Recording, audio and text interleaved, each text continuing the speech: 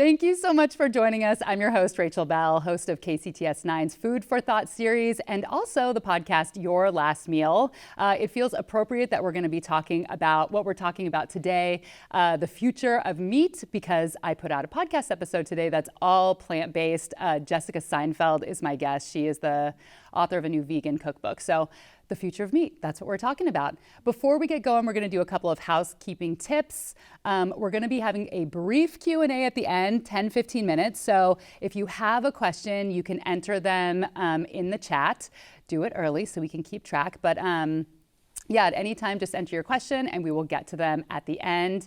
And if you're having trouble viewing the video, just refresh your screen and that should take care of most of the problems.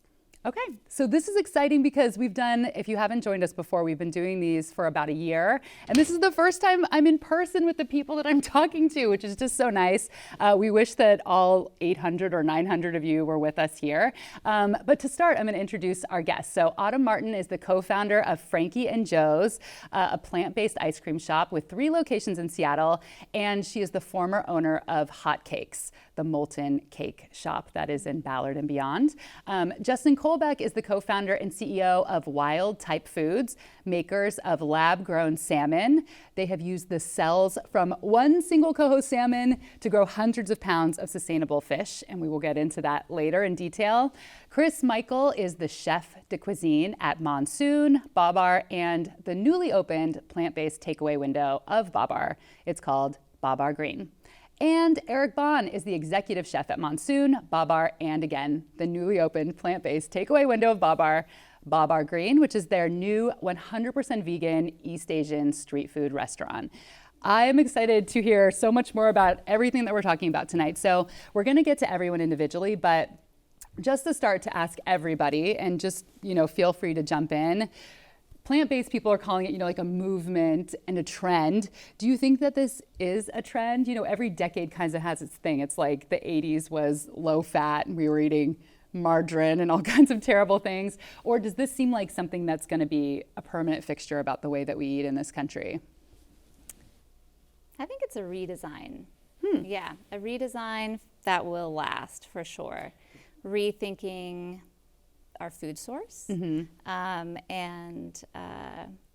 our relationship to animals. Yeah. And so it's less of this like trend to get behind and then leave behind eventually. It's a whole shift in the mind for truly like better relation between beings, and that to me and to us is lasting.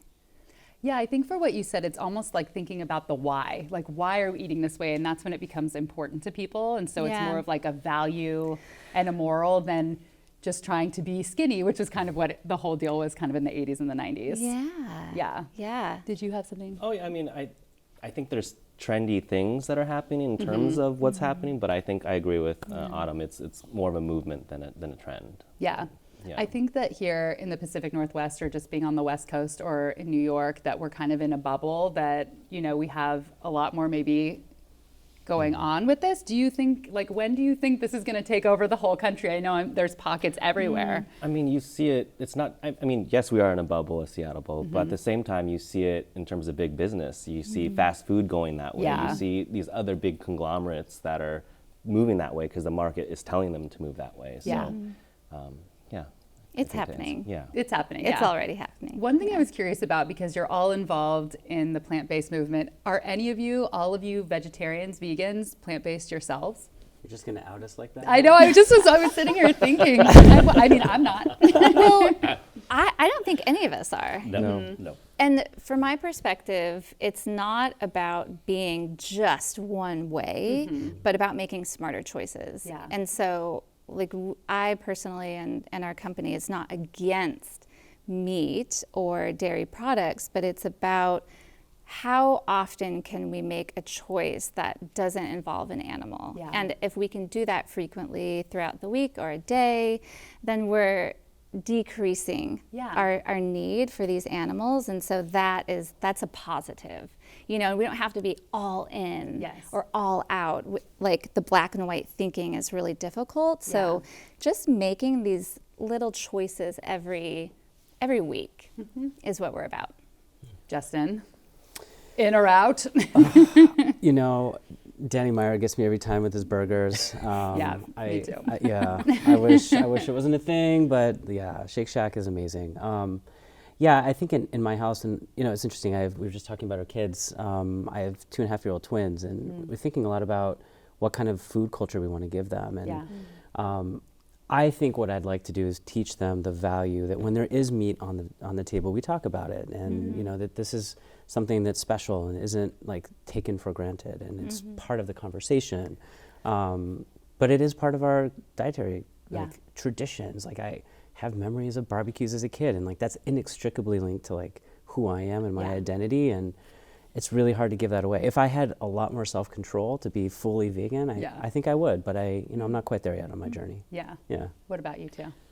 You know, growing up in Vietnam, the meals never have a big chunk of meat. Right. It's about balance. So you have vegetable, you have a little bit of soup, and very little protein. And that's why when we first came to Edmonton, Alberta, Canada, and we see so much meat, and I remember back then, meat was, actually I wouldn't even call it inexpensive, it was cheap. It was so ridiculously cheap, and as a chef and restaurateur. Oh, really? Oh, you could get pork. Oh my God, butt for pennies on the $1. dollar. Yeah. Huh. Just rating from the sky. And during the last 20 years being a restaurateur in Seattle, and I started to visit farm, especially cow, pigs, and chicken. It really made me rethink, is this going to be sustainable? And Chris can tell you, I remember we can buy a pound of chicken thigh for $2. 79 cents. Yeah. So, Yeah. I'm not talking about 10 years, but Okay, it was just so a couple years ago. It's so cheap. Yeah. And now you're looking at about $4.50, and I see the health effect, and I notice as we get older, I notice my meat consumption gone down substantially. There's only so much you can take. Yeah. But after visiting the farm, and I encourage everyone to do so, you realize how much energy, time Yeah. to cultivate a cow. Yeah. And that's when I said to Chris, hey, I think we should do something fun and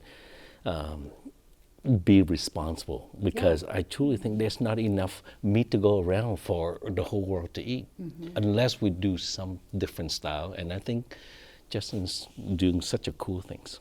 Oh yeah, as soon as you don't need the land, the water and all the resources to do it, and you can do it, more responsibly in a more controlled environment. Yeah. I think consumers they'll eventually, get on that wagon too. Yeah. Well, then let's start with you, Justin, because I think a lot of people don't understand the concept of lab-grown fish, lab-grown salmon. So can you just explain how it works? How do you grow salmon in a lab? Yeah, it's understandable. It's not on the market yet, so it's Yeah. totally new. So we start with a fish. That's where it begins. So this is not a vegan product. It's actually not plant-based. It's real salmon.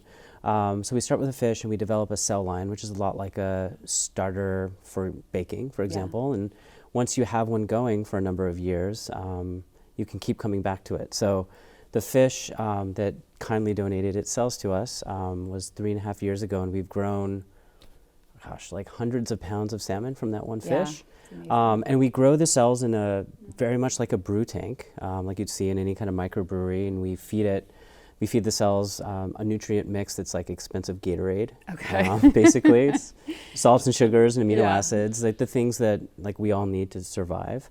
And then when that's done, we concentrate the cells and we put them on a plant-based scaffold or backbone, which helps the cell. It gives it structure and helps the cells kind of mature into their muscle or fat or whatever the destination is for those cells. We trim it down into a product that's ready to eat, and we're making salmon saku, which is for sushi. Yeah. So ready to eat. It's 100% yield, which is something in a busy sushi restaurant you end up butchering it. Keep me honest here. About half of the fish's weight maybe gets tossed. If you're getting a Or whole make fish, a Yeah. some good restaurant, and they make soup. out of Right, that with the bone. bits, yeah. And less labor to clean up. Yeah, that's so you right. just cut, put it on some sushi rice. That's it. Yeah, Yeah. So you're we right wanted to about- make it easy for our customers, which would be folks like Eric and Chris, and that's where we are. And so we've been working on it for a few years, and we're hopefully pretty close to getting it to market. So you've been having people taste it, and you've given samples to sushi chefs, and you actually have a couple partners already, even though it isn't on the market. You have a poke company, right? Yeah, And Pokeworks. a sushi company that does the supermarket sushi. So what are they saying about the way it tastes? They like it. It's on the fresh side of the spectrum. So if you've ever been fortunate enough to have a piece of sushi straight out of a fish, like on the dock, it's like that. So very like oceanic flavors, very fresh, algal, almost like cucumber notes. So Like a wine tasting. Yeah. I mean, I've gotten very good at sort of like the very subtle flavors in salmon over the last 5 years. But it's on that side of the spectrum. So it's not the like sitting on a truck for a couple of weeks, kind of hit you in the face fish funk. That's good. Which I personally prefer. Yeah. So yeah, it's good. I think people like the flavor. It's delicate. Have you done blind taste tests? Does it taste just like salmon? I mean, because it is salmon cells. We have, yeah. We actually did one fairly recently. I think we had 150 or 200 people taste it. Our stuff with like a very nice farm salmon from New Zealand, one of the most premium types, and we threw it in a sushi roll and people tried it and nobody could really tell the difference. That's amazing. In fact, if anything, there's a preference for our product, which surprised the heck out of us. I don't know. Yeah. Well, when you're tasting it up against a farm-raised salmon, I mean, Yeah, Fair that's enough. true. just saying, guys. That's a good point. Yeah. The interesting thing, so I've interviewed Justin before, and some of the comments that came up on social media were, oh, it's lab raised, I'll never eat that. And I'm thinking, you eat Doritos. Like, there's all of this junk food that is made in a lab and all of these chemicals that people eat because there's this strange trust of these food companies, and they're afraid to eat something that in my mind seems much more pure. Yeah. But because it's meat or fish, there's something that scares them. There's some kind of sci-fi thing about it. Do you hear that too? Because I just think like, it's not logical, this fear. It's totally understandable. It's really new, right? I get it. Yeah.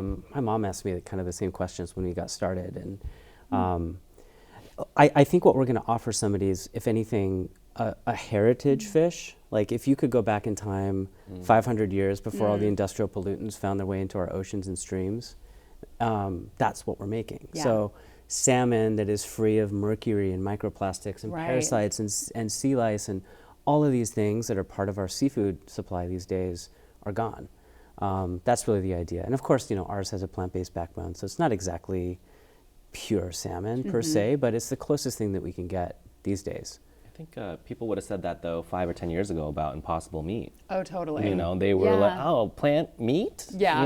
But now it's in Burger King now. Yeah. So I think it just takes time for one, technology to catch up, but then two, for the consumers to catch up to the technology. Right. I mean, when TV first came out, it blew people's minds. Yes, yeah.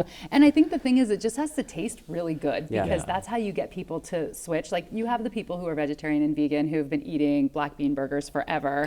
And so it's like, they're going to come with you no matter what. But I interviewed, I don't know if you're familiar with the startup, it's called New Culture, and they're kind of at the same stage as you. They're developing cheese, Yeah. And they found the thing that makes cheese melt and have the flavor and the qualities. It's a protein called casein. They developed one that doesn't come from animals by basically buying DNA on the internet, which I didn't know that you could do. But it's the same thing. They're like, it has to taste like real cheese and it has to stretch. Otherwise, you're not going to get everybody on board. And so I think with what you're doing, you have to get it to taste really good. Yeah, definitely. Taste first. Seafood's interesting, right? Because what's our next option, right? If it can't be wild caught, there are only so many fish in the sea, right? And at this point, only maybe at most 2/3 of the fish that comes out of the ocean is considered sustainably caught or able to be regenerated, and that trajectory is going the wrong direction. Fish farming, there are only so many coastlines that are suitable for that, particularly for salmon. And down in the southern hemisphere, fish farms are moving further and further south because of global warming. So where do we go, right? And I wish we lived in a world where we didn't need to exist, right? Where there were plentiful, pure salmon, and we didn't need to worry about supplies running out one day. But that's just not the world we were given. I don't know if anybody has the answer to this, but I feel like right now with Impossible Meat and some of the vegan alternatives, I don't know if it's really pushing against the meat industry. You know, it's like they're both existing at the same time. And how far, like how many people need to start eating products like yours when they come out, and this cheese and vegan things, to actually make a difference, so that, you know, if they keep fishing at the same rate while we're also eating lab-grown salmon, it's not going to solve the problem until the lab-grown kind of takes over for some of the natural, right? I don't know. Nobody What do probably y'all knows. think? Yeah, but I mean, even if you're not eating meat once a week, that's still, you know, multiply that by how many people don't eat. Excuse me. Little changes can make a big Yeah. difference, right? Yeah. So You know, to answer your question, Rachel, I remember opening a restaurant in Edmonton, Alberta. We did. That was almost 30 years ago. Fish sauce. Fish sauce. What the hell is that? Yeah, yeah. And I remember a couple customers said, "This is disgusting." And you serving this? So I think over time, reflect back to your question, I think people get used to it. Yeah. The media and the norm and their relative, their friends keep talking. It's almost, I don't like to use this word, some propaganda. And after a while, We the have to acceptance will be. brainwash them. You look at Indian food, East Indian food. Yeah. 50 years ago in this country. Are Right. you kidding me? No. Now you look at, everybody know what Yep. naan is, and yeah, it's over time. Yeah, you're People right. will just accept it. Even with Italian food, which is just as American as apple pie now, you know, people didn't want to eat garlic in the 1920s. Absolutely. Yeah. Yeah.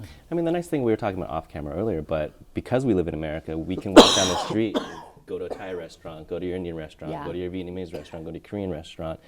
You know, not everywhere has that. And so, Yeah.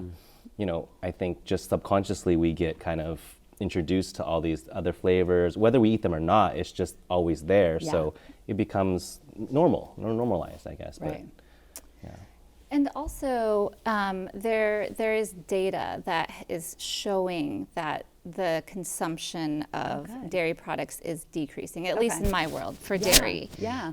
Dairy ice cream sales and consumption has decreased in the last 5 years, and vegan ice cream has increased. Oh, So there is quantifiable data that Okay, good. says it's working. Good. My question was based on zero data. So Yeah. I'm glad that you came in with The that. numbers are there. Yeah. Some of the issue though is, you know, we've subsidized some of these food crops, and we've, you know, essentially made them to a monocrop, where if we're really thinking about the health of, like, you know, the population, we need to think about diversifying crops, not just only giving money to people who can produce milk or soy or corn. Right. It seems backwards. in a way. Yeah.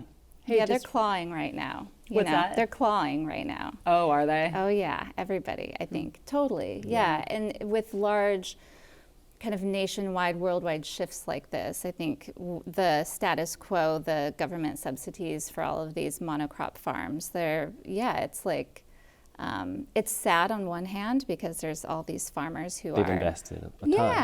yeah. They're families, they're people who have been Right. doing this for many, many, many years. But it is not a sustainable way to farm. So Yeah. it's good, you know, that we're coming in hot and and working on changing things. But it's a slow process. It is. I mean, the fact though that we have these instruments in our pockets that can communicate to people, you know, 10 miles away, 100 miles away, 1,000 miles away, it really, in some ways, for these movements, it kind of, it brings it a lot closer, a lot more. Versus before, you know, you couldn't, everything was so local, you know. It was, Totally. you know, Yeah. I want to go back to what you said about fish sauce. You brought that up because at your new restaurant, you're doing a fish sauce without fish. I am. How are you doing that? I mean, we're making it with Is water. it a secret I mean, recipe? Yeah. there's definitely like one or two secret ingredients, but there's a couple different types of seaweed in there, some mushroom extract, obviously a lot of salt, Yeah. some coconut aminos, yeast extract. But Yeah. none of the store-bought fish sauces are very good. And they're all very chemical tasting, and Yeah. Yeah. so Is there a fermentation process you do for the plant-based version? no, because No? I don't use any. No, yeah, no. none that I'm doing, but there's some fermentation that I add to the. Oh, okay. For the secret ingredient. Yeah.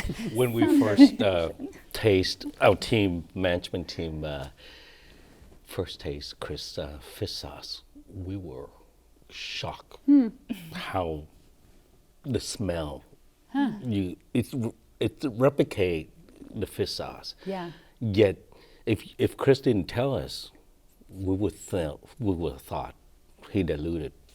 Yeah, so my whole goal So for the it was menu successful. was not to go after vegetarians. It was kind of the impossible meat, like Right. go after everybody. Yeah. And hopefully it'll just be vegetarian, you know. Right. So What are some of the dishes you're most proud of, or just the things you find most delicious? so the fish sauce was a good one because that's a base for a lot of our things. Yeah. But even developing our own kimchi and stuff was really interesting. And Yeah. yeah, I don't know. I'm proud of everyone. They're all my Beyond babies. ingredients, just for the audience to kind of get a taste, so they don't like go on their phones and look at the menu while we're talking. What are a couple of the dishes? So we've just put a green curry on the menu. We have a laksa on the menu. We Yeah. have kimchi fried rice. We have a dan dan noodle. We have, it's a lot of course, banh mi's. Papaya salad's going to go on the menu. Yeah, it kind of a dish from a country here or there, but What part about of the imperial rolls? Are well, they so that on normally the menu? imperial rolls have pork and shrimp in them. Right. And so, one, I don't have a deep fryer because when Eric and I first talked about this concept, we wanted the lowest footprint possible. So that included the build out for it. So we don't have a hood, we don't have fryers. All I have is an induction burner and an electric oven. Right Okay. on. It's like a cooking competition. It's It- like, it this really is what is. you have. And the You deep have- fryer must and require class 1 hood. Yeah. Oh, okay. And if you underneath on the main floor of say 20-story, that will be $100,000. Yeah, wow. Yeah. I mean- just for the shaft, It's a long Yeah. shaft. not including Just for the those shaft. sweet You have to rolls. sell that. I know. It's extremely delicious. expensive. Hopefully there's Yeah. enough things on the menu that you won't think about the You're imperial dropping roll. Sounds all this delicious. on us at dinner time. I know. So hungry. You guys are feeding us, right? You brought food. Oh yeah, wish. yeah. There's some beer back there. We can just drink that afterwards. So I'm curious, for those of you who own restaurants, I know right now it's like very trendy and hot to kind of drop in the words green and plant-based and all this. Do you think in the future, or did you ever think about not doing that? Just people come in and it's not like a specialized restaurant. It's just a restaurant and there just happens to not be meat there. Because there are some people who would say, oh, I'm not going to go there. It's a vegan place. Like, is that something that you would consider doing? I've been thinking about it, honestly. Yeah. Yeah, like I bet you somebody could open up like a burger bar with some other things and just use plant-based stuff. Yeah. And I don't think, if you did it well enough, people wouldn't even know the difference. Yeah. But I don't think anyone's courageous enough to do that. Yeah. Maybe in a few years. Maybe in a couple years, I think that's going to happen for Yeah. sure. We have a lot of people come into Frankie and Joe's who have no idea we are a vegan ice cream shop. Yeah. Like no clue. And we purposely don't put it in our branding. Yeah. We're not like calling it and screaming it out there. So so many people just have no idea. And after they taste the ice cream, they still don't know. It's so good. It's so good. That's the Yeah. point, though, right? That's right. the point. Yeah. Right. That's So- the success. That's how we can make it work. As long to get back to your question earlier, as long as you make it taste delicious, Yes. Yeah. people Yes. don't care.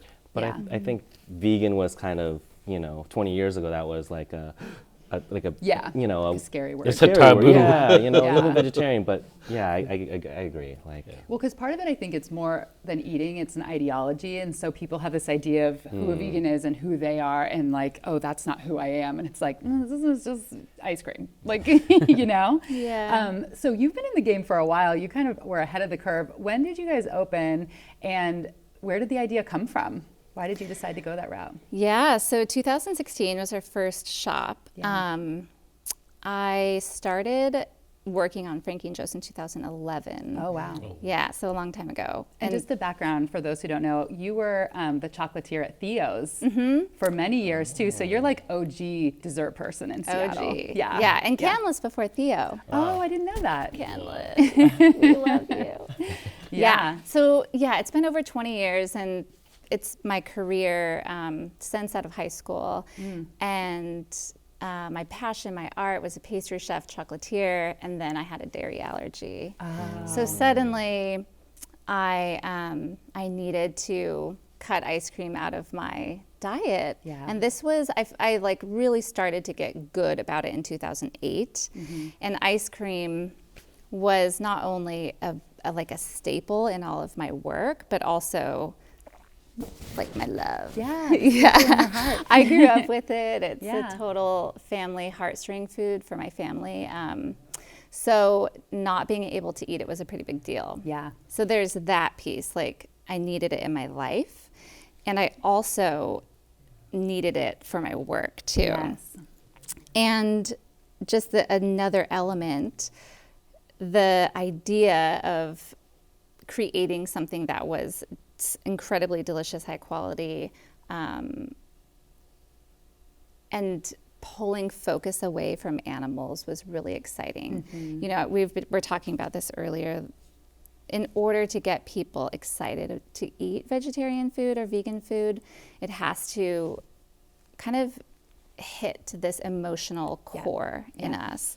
And traditionally, we've had very meat, dairy-centric diets. Yeah.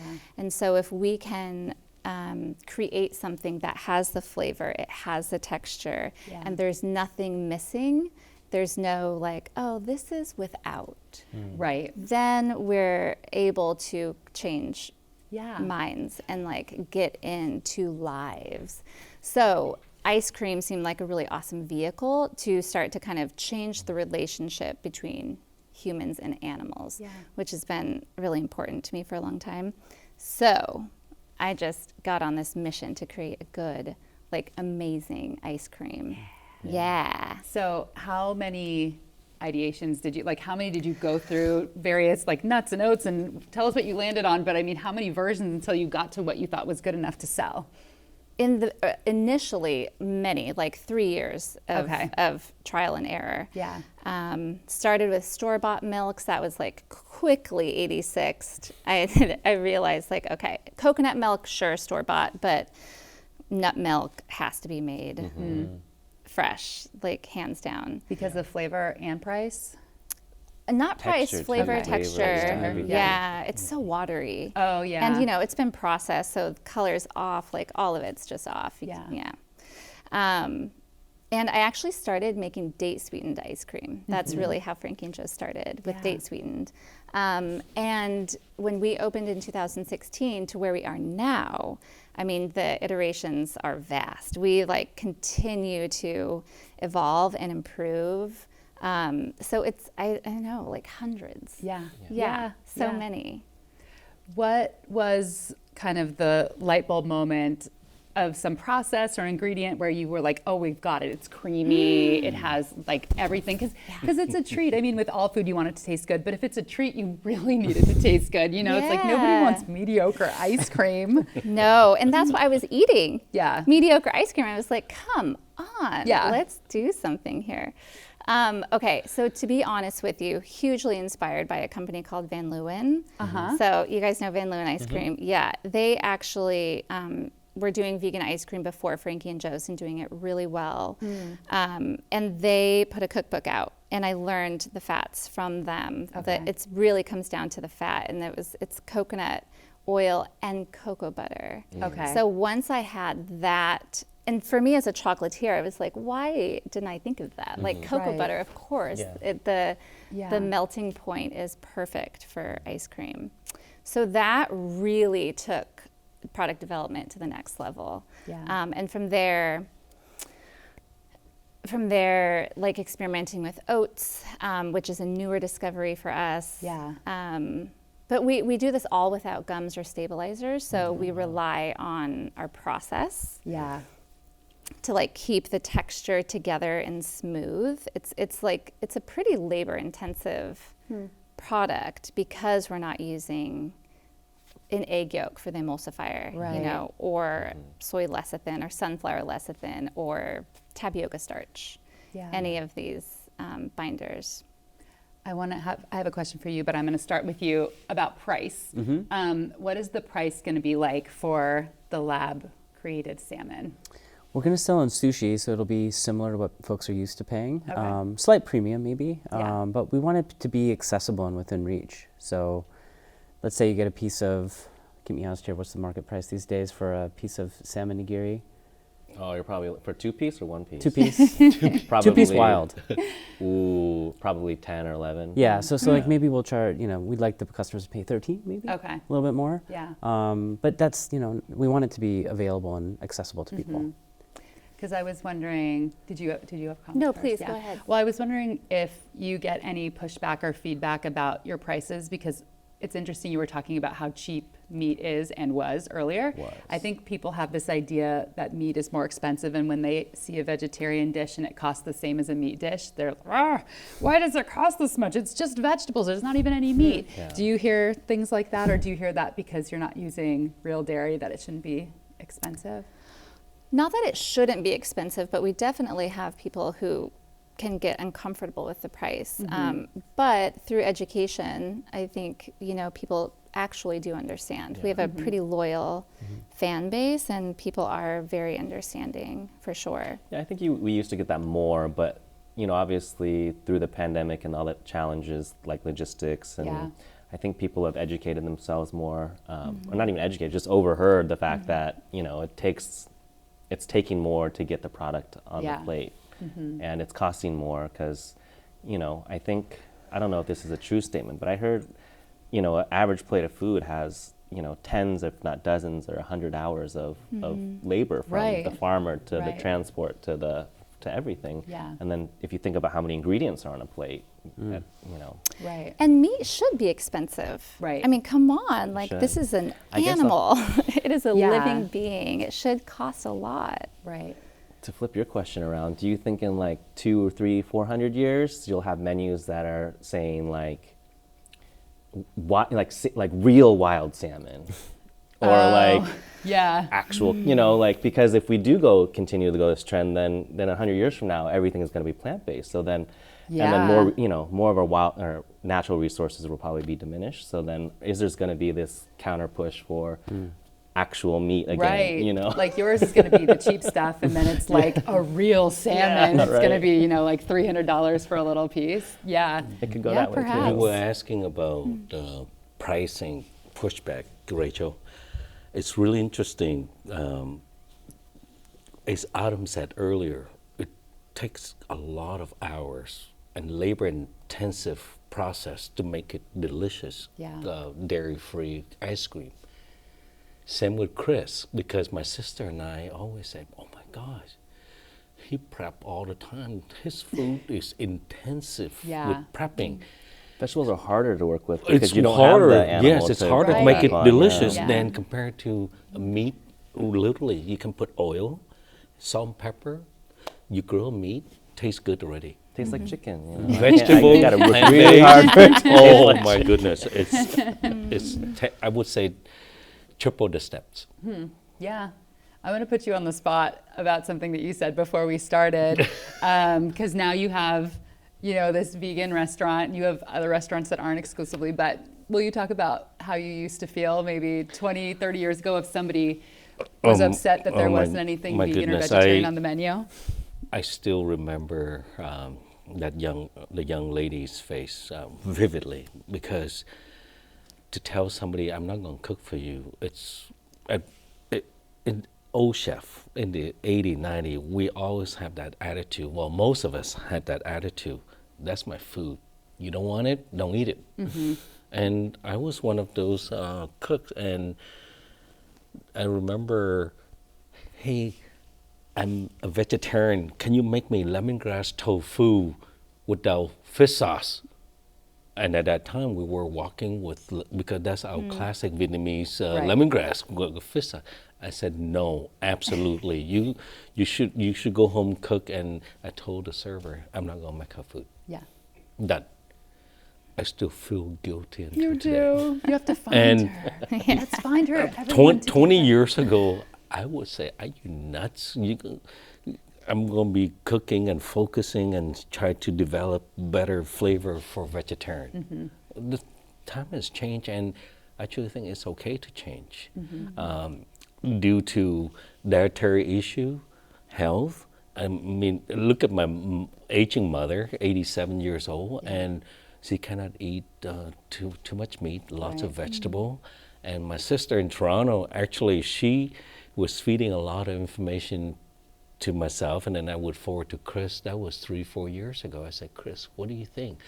Actually, Toronto, plant-based movements has been going on there for the past 10 years. Oh, okay. We were talking to Tom Douglas a few weeks ago, and he was talking about how every restaurant should probably raise their prices about 20%, just based on where they're at. And I think everyone's afraid to, because they're afraid of losing whatever customers they've been able to retain.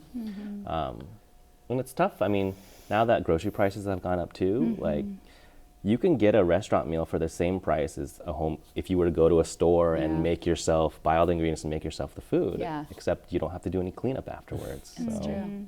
I went to the farmer's market the other day, and then I added up how much my meal cost, and I was like, whoa. Because I ate an entire lion's head mushroom by myself, because it shrunk down. I was like, well, that was like $10 just for that. And so, it's not any cheaper. Yeah, it's not. Autumn, I think that your waffle cones are the best that I've ever had, and they're gluten-free, which I am not. How do you make them so good? It just tastes like the best cookie. Maple syrup. Oh, okay. Is that what it is? And good vanilla extract. Okay. Yeah, really good vanilla extract. You know, most waffle cones come from like a dry powder mix that you stir water into. Do? Okay. Yeah, and they have like an essence of like a scent, a flavor. You know, you can smell it wafting. Yes. Yeah, it's that a good classic. Smell. Yeah. We're not into that. You know, like no good smells. The flavorings good. No, I know. You know, we're purists, so like the smell has to come from something not super refined. So yeah, it's a simple recipe: maple syrup, vanilla extract, oat flour, flax eggs. Have you had this cone? I have. Oh, yeah. It's so good. Thank you. Just like I was asking them, can you talk about a couple of your flavors for people who haven't been into the shop, just to get an idea of what you do? Totally. So, well, we have our everyday flavors that don't change throughout the year, and then we have 3 seasonals that rotate every month. So, I think an all-time favorite is California Cabin. It's a pine and smoked vanilla bean ice cream with a cardamom, black pepper shortbread. So the flavors together create this really like layered, diverse experience, and you can't really pinpoint any one flavor. It's just unique and really beautiful. The tahini's my favorite. The tahini super cookie. Yeah. So we don't do peanuts at Frankie and Joe's. We really cater to anybody and everybody, right? So you can come to Frankie and Joe's, and if you have a sensitivity, an allergy, maybe you're doing a cleanse, like whatever your flavor is, you know, we typically have something for anybody's lifestyle. Which we're really proud of.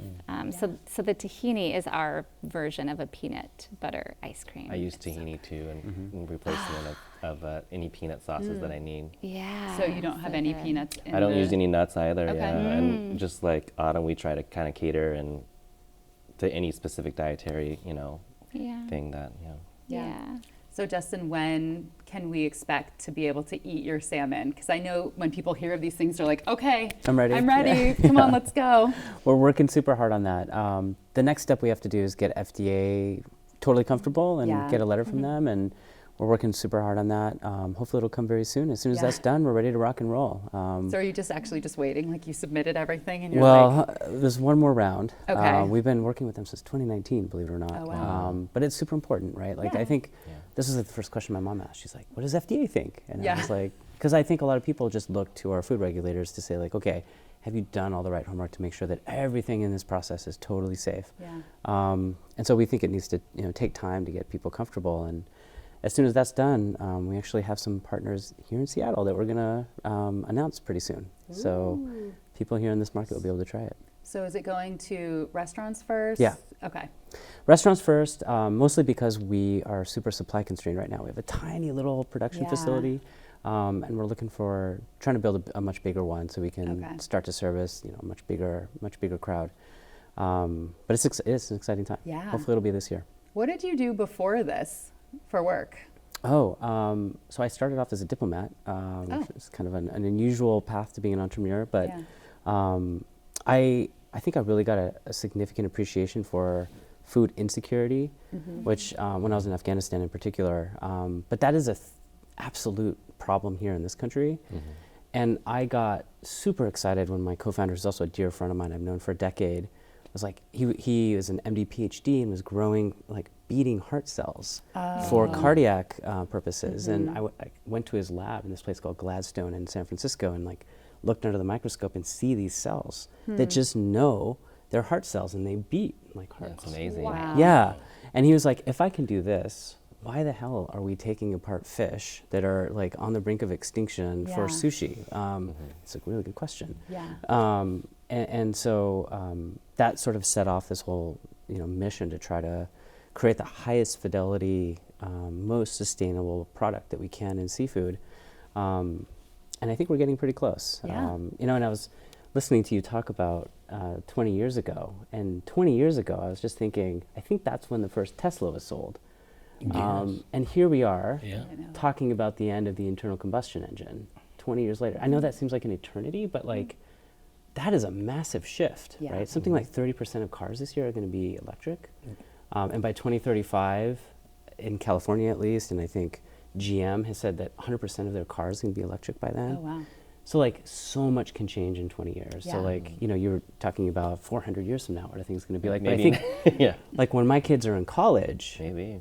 things might look and feel totally different. Like we'll have this huge range of delicious plant-based ice creams and cuisines from all over the world where like we just don't need meat in the same quantities we do today to have this like really satisfying experience. And I think that's really exciting. And we're super excited to get something on the menu at sushi restaurants that's substitutional for these delicious fish. I got my first cell phone 20 years ago this year. So think about how that's my whole life now. So 20 years is a long time with the way things move quickly. Yeah. So do you have any goals for, it's easy to work on one product and do salmon and get it perfect. Is there an idea to expand to other fish eventually?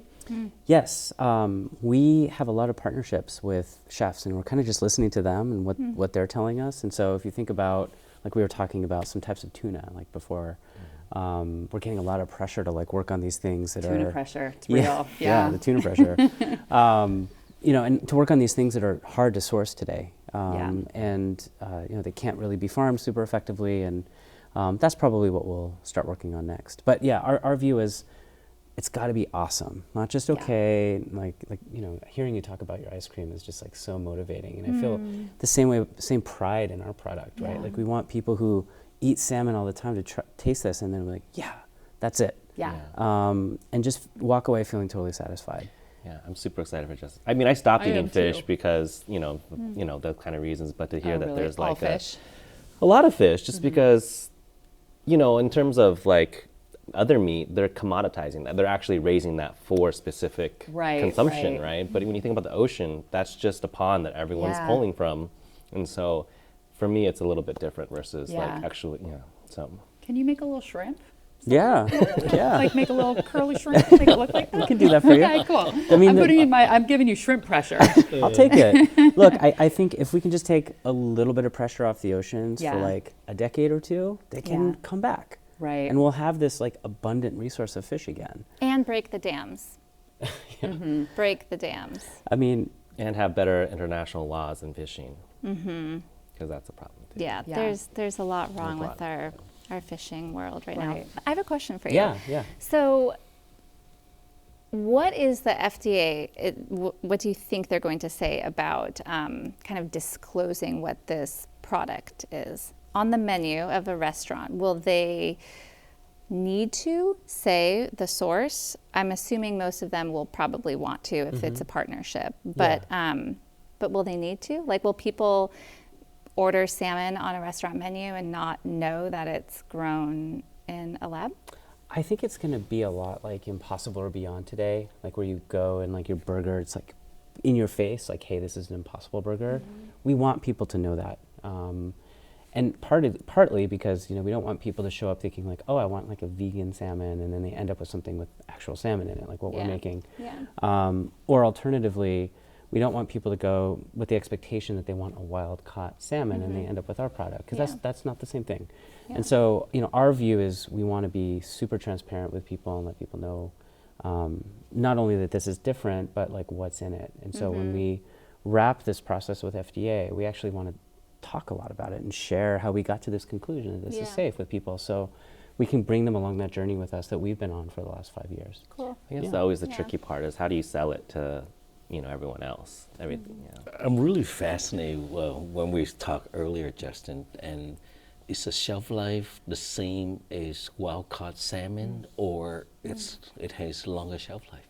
It's pretty similar once it's exposed to the air, because, you know, all the same like bacteria and other things are settling on it. We actually have an exhibit in the Smithsonian right now of our salmon. You do? Yeah, there's this really cool. It's the Arts and Industries Museum. It was reopened after a 20-year remodel. And the idea was futures, and it's like all these visions of the future, which is interesting because usually museums look backwards. I know. I was thinking how interesting your product's not even out, and they're like, "You're in the museum." I know. It was like a really cool. just crazy honor to be even asked to be in there. But like our stuff gets moldy when it's like sitting there on the bed of rice, even if it's in a deli cabinet, like any other fish would. So we've been like trying to figure out like how we get fresh stuff out there on a regular basis so people can see it. Because we didn't want to send like a plasticized model. We wanted to send like the real deal, and like this is what we're making. And, like, you can look at it like this is coming. And so yeah, it's but I think because we're not taking a fish apart, it's much cleaner. So you know, it's theoretically possible that, you know, we could keep it super clean through the whole production process, and then may not even need to freeze it or refrigerate it during shipping. That's my next question. So when you deliver it, it's going to be fresh or fresh? Yeah. Oh wow, that's impressive. And if you really want to get crazy, you can think about like drone delivery one day. No, stop. Too much. It's too much. It's just going to come down on your dinner. What if everyone had a weird hole in their ceiling they could open and then it would just drop on your table? It's just dinner. The freshest fish you've ever had. Yes. Salmon's on the porch. Too futuristic, too sci-fi. Yeah, I'm not Too sci-fi. I'm not a big drone either. For this chick. We're in Seattle. Come on. Let's see. I'm looking at these questions here. Okay, Marvin from Toronto. We have some Canadians here, so thank you for talking to them earlier. Awesome. Asked if you can all comment on the economics of plant-based meats versus real meats. So I don't know if that means as far as like how much it costs for you to buy. Yeah, I mean, now, like things like Impossible and Beyond, they're just as competitive, if not slightly cheaper now than getting real meat. Okay. Yeah, and I know for probably companies like Justin, they're just trying to get the cost down. Yeah. But once they have the cost down, I think it's. But at the same time, Rachel, to answer that question, the beef price has gone up 4 times in the last 1 year. Oh, really? 1 year. Oh, wow. Because limited productions and of course COVID, everybody blame on COVID due to supply change. Yeah. But more importantly, farmers gone tired with selling very underpriced products. And they couldn't make a living, and they should. Yeah. I remember lamb was so inexpensive. Do you remember 15 years ago? Yeah. Now the lamb price gone up, and I was puzzled. How can it be that inexpensive 15 years ago? Beef's having the same issue because there's only like 4 buyers of beef, like 4 plants that actually buy beef around the country, and so farmers have to sell their beef to one of 4 suppliers, and those 4 suppliers control the market, and you know, but. Yeah, the thing, it's like you're talking about food and it sounds so simple, but I mean, everything we've been saying, it's so complicated and there's all these deep-rooted issues because, you know, what I'm thinking when you're saying that is, well, we have to get used to spending more. But then you think about how many people in this country can't afford to even buy food for what it costs now. And so there's all these just deep-rooted issues with food cost. Even, I found food deserts pretty fascinating too. Yes. How there's food deserts in America, which, you know, again, is like how are we living in America where, you know, people can't get fresh ingredients or. Yeah, is that something for either of you, like putting where you decide where you're going to put your shops and your restaurants? Like, do food deserts factor into that, or different parts of town? I think we're not in a part of the country where that really affects us. But, Definitely don't have to worry about that. Yeah. But I imagine hearing you describe your process, it sounds so artisanal. Like that doesn't sound like a low cost thing at all. It's not a low-cost thing. Yeah. No, not at all. Can you give a little idea of what makes it more costly so people can understand, when they're getting like a $12 pint of ice cream? Absolutely, yeah. So ingredients, first and foremost. Yeah. We're using organic coconut milk, a very high-quality coconut milk, and it's not cheap to buy. Yeah. It has to come from usually Asia, so it travels very far. Cocoa butter is also really expensive, again, coming from anywhere close to the equator where it's warm, so traveling. Sugar is fairly inexpensive, but we do a lot of work with coconut sugar and dates and maple syrup, and those are the most expensive sugars that you can buy. And chocolate, like we have these ingredients that we start with that are all just exponentially more expensive. Even down to our vanilla. I've traveled to Veracruz, Mexico, where we purchase our vanilla extract and beans from. And we're buying from a single farm, and our vanilla is 4 times more expensive than any other vanilla you can buy. And then the process. So we are making our base by hand, by scratch. And some people don't know that some ice cream shops buy the base and then they add all their flavorings to it. Correct. Yeah. That is mostly how it works. There's a couple of exceptions, but for the most part, people buy a pre-made base. Yeah. So we are making the base. And we also will make our own nut milk too. If we're doing a cashew base, we soak the nuts and we make that nut milk. So very, very laborious. So we've got the ingredients and then just the process. But then also our ice cream is incredibly dense. So there's this thing called overrun in ice cream. When you're spinning it in the ice cream machine, the overrun is how much air you pump into the ice cream. Gelato is a very dense product, heavy and super creamy, and American ice cream is filled with air traditionally. So we land more on the gelato spectrum. Our ice cream, 1 pint, weighs a pound, which is substantially heavier than most ice creams out there. So really our yield is a lot less than typical ice cream. So we're putting just more product in the pint, which seems kind of weird, right? But we're not selling air, and a lot of ice cream is There's is your air. catchphrase. Yeah. Let's see. Rachel from San Jose wants to know, what are everyone's thoughts about the pushback to calling vegan plant-based products meat, cheese, milk? Is there really a risk with confusing consumers? It's like milk with a Y as opposed to an I. Got a lot of feeling about this topic. Whatever happened to the mayo thing? The Just Mayo, didn't they get sued too? They for did, calling it mayo? Yeah. But so Mayoko's Creamery, I don't know if you guys are familiar with them. She's such a trailblazer in this, and she has won her lawsuits against her for this very reason, and or this very subject that she brings up. I think we should absolutely be able to call non-animal meat, and nut milk with an I. It seems a little bizarre to me that, milk especially can solely come from a breast, from a nipple. Like there's milk of like a dandelion plant. That's milk. So like we should be able to call a nut milk and ice cream. It's the cream of a coconut. Yeah.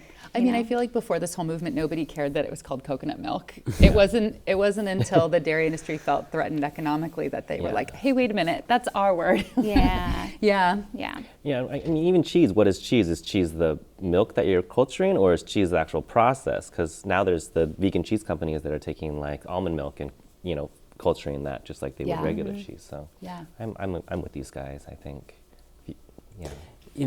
Rennet used to be made exclusively from like the fourth stomach of a cow. Now you can make rennet in different ways. Right. Does that mean it's not cheese anymore? I mean, this is kind of like an older version of the same argument. Of what's traditional, what's authentic, but or nobody asked that question, right? Yeah. I guess, because we're not asking is this fake meat authentic enough to be called chicken, but it's obviously passed enough taste test to where people are still using it as meat, so why not call it, meat? Yeah, and as long as there's that important word in front of the meat or the dairy, or the milk, sorry, we want people to know what they're eating. Yes. Like transparency. Right. If it's a nut milk, let's call it nut milk. If it's plant meat or whatever, bean meat, I don't know. Let's call that out. Yeah. This isn't trickery. We don't want to trick anybody. Right. It's just a different way of doing something. It's not trickery, but you also need people to know what they're getting on the menu. So when you say, if you had a whole There has different to be some word, it's like, well, familiarity, what's right. that? Yeah. A black bean burger can't be called like a black bean sandwich. You know what I mean? Like A round black bean Round sphere black bean between sandwich. bread. Yes. It's like, it's too many words. And it gets complicated for us because our product actually has salmon in it. Like if you Right. do a DNA Right. test on our salmon cells, it's the same salmon. Yeah. So we have to use that word, but we do also, like to your point, like we want to use a differentiator. So the term we've come up with, and others too, is cultivated. Okay. So cultivated salmon is like what we've called it. And we've done consumer testing on this at FDA's request. If you add cell cultivated in front of it, people can pretty clearly differentiate that this didn't come from a fish. Cultivate is tricky because you cultivate mussels and other things. So, I know some fish farms still say they cultivate their so if fish, you sell cultivated, people really get it. But that's how we've been approaching it is, because we have to use that word. Right. It's in there. But you do need a good word because I think that lab grown, that's Not why my people fave. get the strange feelings. I think the That's when they Frankenstein run stuff. away, Justin. Yeah. Don't use the lab, right? Cultivated Right. is working so far for us. Okay. Yeah, like we were talking, my friend and I, about aquafaba. Some people call it bean juice. Like, no. It's like you have to get people to want to eat it. Like we were saying, no one wants bean juice. I mean, when I first started dating my wife, I told her meat was muscle, and in her mind, it's like, oh, we call these things like tenderloin, we call these things like a ribeye, but we don't call them like back cow muscle because it doesn't sound appealing. Yeah. We don't call it. We like to keep our distance Yeah, so we that like we to feel good about recategorize it eating so it. that then it becomes more, palatable. Yeah. I guess. So. But let's start calling it by the animal part, right? Like that is so Maybe beautiful. we should start that trend. I'm doing that with my little son. Like right now you're eating the flesh of a chicken. But it's good to know. Yeah, I mean, exactly. Yeah. I mean, it's like people always say, if you had to go to a factory farm and see how everything is done, you probably would not like what you see. I mean, it's so easy to buy the meat with the plastic wrap and everything's neat and tidy that it's easy to look away. Especially chicken farm. So sad. Yeah, the chickens. It's pretty intense. I'm going to ask one more question because I'm just excited. Someone from Kalamazoo is listening because sometimes I wonder, is that a real place? Because it's just a really fun word. Valerie from Kalamazoo wants to know more about the nutrition of lab-grown meat and fish. How does it compare to regular meat? It's very close. Okay. We have been very thoughtful about the inputs of fats that we use. For example, like the same omega-3s that wind up in our fish, we actually use it in the feed for our cells. Oh, okay. To try to achieve that same, actually not just equivalence for omega-3s in general, but source of omega-3s. Yeah.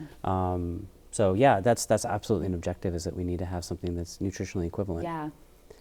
I think most of the big players are similar in terms of if they're going to put something on the market, it needs to be comparable, not just taste-wise, but nutritionally as well. Yeah, and you need to be full. And Yeah, like the whole absolutely, point of it is not just sustainability, but to be healthier. Yeah. Yeah, that's absolutely the goal. I mean, and we're working really hard on that. Okay, I think that's all of our questions. Any questions from you to each other? Good. We talked a little bit before, so. Yeah. Do I need a reservation for your restaurant? No, we're just a takeout. All right, so cool. I'm going. You can technically eat on the Babar side, but yeah. Okay, yeah, so for the green part of the restaurant, it's only takeout, or can you eat it inside? You can technically eat it on the Babar side. Okay.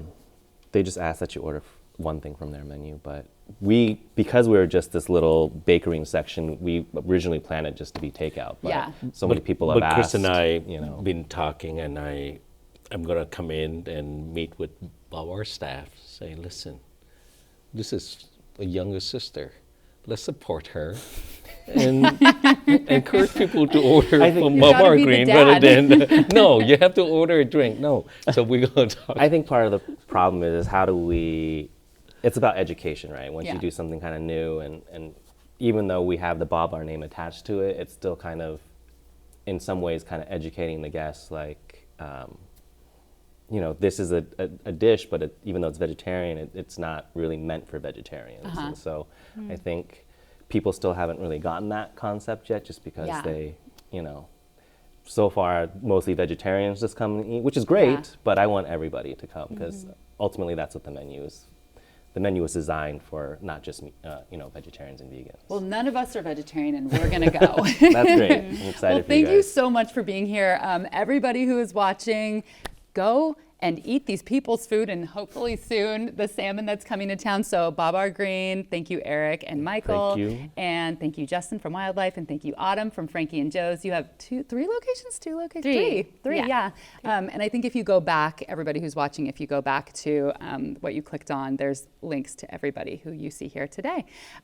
So yes, in closing, let me just look at my notes so casually. Thank you so much for joining us. You can see more upcoming events at kcts9.org/events. Thanks for joining us. Good night.